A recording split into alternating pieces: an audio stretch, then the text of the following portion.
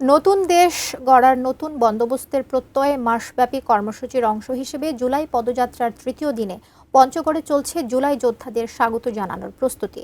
বিস্তারিত জানাতে দেবীগঞ্জ বিজয় চত্বর থেকে সরাসরি যুক্ত হচ্ছেন পঞ্চগড় প্রতিনিধি সিদ্ধার্থ কর্মকার। সিদ্ধার্থ কর্মকার, আমাদেরকে সেখান থেকে পরিস্থিতি জানাবেন।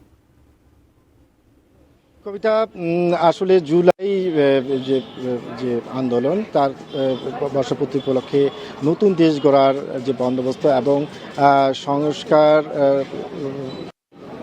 সংস্কার সহ নতুন সংবিধানের দাবিতে যে জুলাই পদযাত্রা সেটি কিন্তু এখন বর্তমানে অবস্থান করছে নীলফামারীতে। আমরা জানতে পেরেছি এখন এখানে আমাদের পঞ্চগড়ে কিন্তু দেবীগঞ্জে যে বিজয় চত্বরটি রয়েছে সেখানে কিন্তু এখানে একটি পথসভা অনুষ্ঠিত হবে পদযাত্রার অংশ হিসাবে। এবং এখানে কিন্তু আমরা লক্ষ্য করেছি যে দুপুরের পর থেকে নেতাকর্মী এবং সাধারণ মানুষ তারা কিন্তু এখানে তারা জড়াতে শুরু করছেন এবং এই উপলক্ষে কিন্তু শ্বাস সেটি কিন্তু আমরা লক্ষ্য করেছি। এবং নেতাকর্মী তারা কিন্তু সব রকম প্রস্তুতি নিয়ে রেখেছেন এবং সাধারণ মানুষ তারা কিন্তু অধীর আগ্রহ অপেক্ষা করছেন যে জুলাই আন্দোলনের যে যোদ্ধারা তারা কিন্তু কিছুর মধ্যে উপস্থিত হবেন এই বিজয় চত্বরে এবং সেখানে তাদের যে জুলাই যোদ্ধারা তাদের এক নজর দেখার জন্য, তাদের মুখ থেকে দুটি কথা শোনার জন্য তারা কিন্তু অধীর আগ্রহ অপেক্ষা করছেন।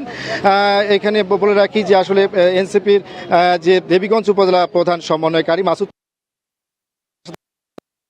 আমাকে জানিয়েছেন যে কেন্দ্রীয় নেতারা তাদের মধ্যে কিন্তু রয়েছেন কেন্দ্রীয় কমিটির আহ্বায়ক নাহিদ ইসলাম, উত্তরাঞ্চলের যে মুখ্য সমন্বয়ক সাজিদ আলম, দক্ষিণাঞ্চলের সমন্বয়ক হাসান আবদুল্লাহ সহ সামান্তা শারমিন, ডাক্তার তাসমিন জারাত থেকে শুরু করে নাসির উদ্দিন পাটোয়ারি, তারা কিন্তু এই পদযাত্রায় অংশ নেবেন এবং তাদের এক নজর দেখার জন্য, তাদের মুখ থেকে দুটি কথা শোনার জন্য কিন্তু এখানে অধীর আগ্রহে তারা কিন্তু সাধারণ মানুষ থেকে শুরু করে এনসিপির নেতাকর্মীরা তারা কিন্তু এখানে অপেক্ষা করছেন। এবং আমরা আশা করি এবং এখানে একটু বলে রাখি যে আসলে জুলাই উপলক্ষে বছর পূর্তি উপলক্ষে যে মাসব্যাপী যে কর্মসূচি এরই অংশ হিসাবে কিন্তু এখানে দেশব্যাপী যে পদযাত্রা রয়েছে তার এখানে কিছুক্ষণের মধ্যে কিন্তু বিজয় চত্বরে এই পদযাত্রাটি উপস্থিত হবে এবং এরপরে এখান থেকে বোদাতে তারা একটি পথসভা এবং এরপরে কিন্তু পঞ্চগড়ে তারা আরেকটি পথসভা করবেন বলে জানা গেছে।